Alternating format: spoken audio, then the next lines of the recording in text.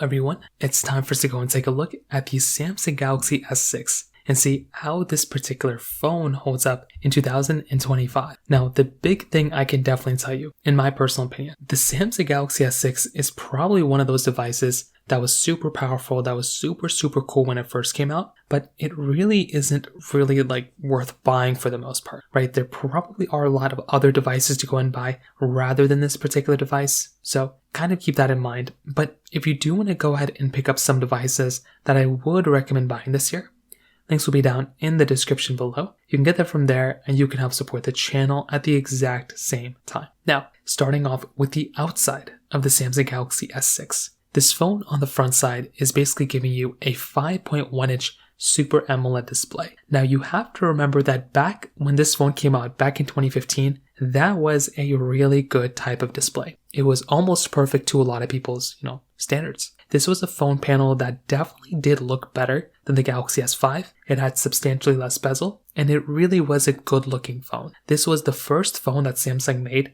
that kind of compete very well against the, iPhones of that time. At this time, the iPhones and even the Nexus lineup of phones were very premium and they felt very good in the hand. The Galaxy, S series of phones at the time didn't really give us that. They were built completely out of plastic, removable backs, removable batteries. It was definitely a little bit of a different layout. With the Galaxy S6, this completely turned the page from Samsung. It was a really big upgrade and a really good upgrade coming from the Galaxy S5 from a build quality standpoint, but it was a different type of upgrade when it came down to this particular phone from a feature standpoint. And we'll talk about that in a second. But at least on the front side, it looked a lot better. It was a really good looking phone, and I really did kind of enjoy that when it came down to this type of device. On the sides, like I said, Samsung basically moved away from their plastic design entirely to this metallic aluminum type of layout. And like I said before, this was a really good choice in some ways, but in some ways it wasn't. One really big thing that Samsung ended up doing here was that they ended up actually removing,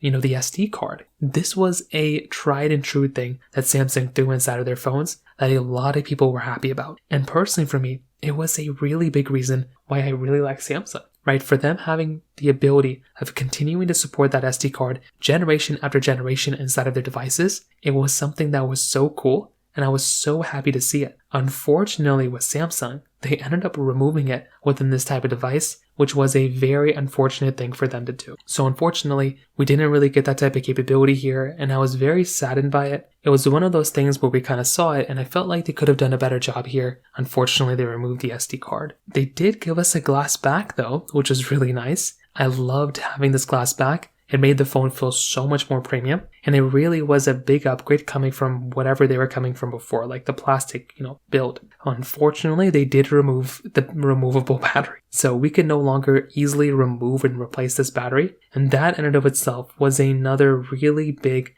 downside on this particular device as well. I really did feel like for the most part that Samsung would have done a little bit of a better job from this type of device from that standpoint, and unfortunately they didn't. So that right there was another big downside when it came down to this device, and I really do kind of wish that Samsung would have done a better job here, because the legacy of the Samsung Galaxy S6 would have maybe been a little bit better than what it is now. So from that side, that kind of covers it up there for the most part. When it comes down to the price tag situation, this device, it's not really worth buying anymore, so there's not even a huge point in hitting on the price tags, for everybody. But it still is it's probably less than $40 in a lot of places. It's really not worth buying in any capacity. And I really wouldn't recommend buying this type of device when it came down to it, from that side as well. So from a price tag standpoint, that's kind of how I feel about it. On top of that, when it does kind of come down to possibly how this phone, kind of held up in terms of the camera, this was actually pretty interesting because the camera on this phone was giving you a single 16 megapixel wide angle camera on the back, which genuinely is not that bad. It's actually a pretty decent type of layout. And you're also still able to go through and basically still maintain a 5 megapixel wide angle camera on the front side. So that kind of stuff actually is not too bad inside of this type of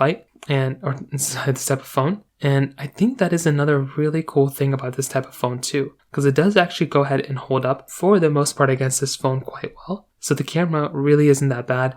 I think, like I said before, it is kind of a good thing going on for this type of device too. So I think that is in and of itself another interesting thing going on for this type of device as well. On top of that, when it comes down to its software longevity, this is a very important thing to keep in mind here as well. If you're trying to go through and get a phone that is going to be giving you a long-lasting supported device, this thing is not going to be giving you any sort of advantage when it comes down to that. This type of device is going to be giving you an outdated type of experience in almost every single way you can imagine. So what would be the point of you even going through and getting, getting a device like this anymore, right? Like, it's already outdated. It's not really going to be giving you any types of features, any types of anything. So I feel like from that standpoint, that's a really important thing to keep in mind here, because this type of device is just going to be, outdated with software. There are way better devices to go and pick up than this thing.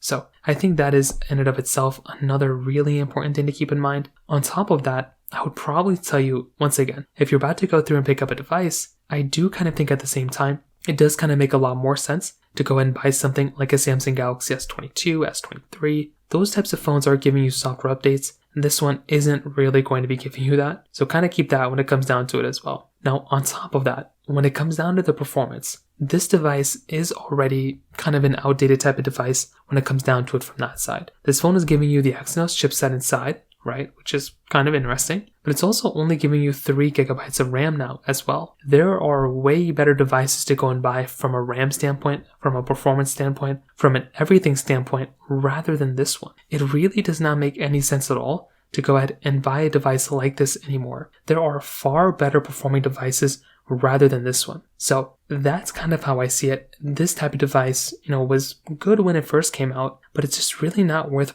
buying anymore, right? The performance is not really there. And I have to kind of ask you, like, what would be even the point of buying a device like this when there's way better types of devices to go and buy rather than this one? Even from a performance standpoint, right? It just really just doesn't make any sense at all to go and buy. So I would hate for you to go through and buy a device like this if there's already way better performing ones when it comes down to it from that side. So I say that all to say the Samsung Galaxy S6 was a very, very, interesting phone when it first came out. It was a very powerful device, and that was something that was actually really, really important when it first came out. But I'm going to tell you, this phone really isn't that good anymore. There's way better devices out there to go and buy rather than this one. There's devices that can give you better capability, better quality, and I will probably tell you that is one of the important things to keep in mind here. That type of device, this type of device, it just really isn't going to be that great anymore. What I would recommend you to do is buy phones like a Samsung Galaxy S22, maybe, but a Galaxy S23 would be way better. A Galaxy S24 would be way better. Those types of devices are going to be way better than this one. I wouldn't recommend going below a S10, right? An S10 would be really bad. An S20 would kind of be pushing it. An S21 or above, an S21 would be okay. But an S22 or above would be way better here in this particular situation. So